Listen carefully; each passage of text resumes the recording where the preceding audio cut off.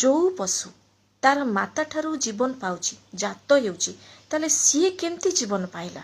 वाक्य लिखा अछि परमेश्वर कहले पृथ्वी स्व स्व जाति अनुसार प्राणीवर्ग अर्थात ग्राम्य पशु उरगामी जंतु और स्व स्व जाति अनुसार वन्य पशुगण उत्पन्न हेतु तहिरे सेपरी हैला।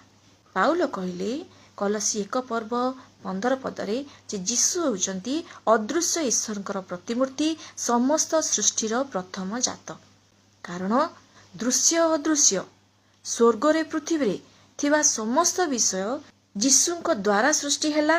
सिंहासन कि प्रभुत्व कि आधिपत्य कि कर्तापण समस्त विषय जीशुଙ୍କ द्वारा जीशुଙ୍କ निमंते सृष्टि हैला। समस्त विषय सृष्टि हेबा पूर्वरु जीशु अछंती। समस्त विश्वर अस्तित्व जीशुଙ୍କ ठारे अछि। आदि 1 रे जो सृष्टि को आमे देखुछु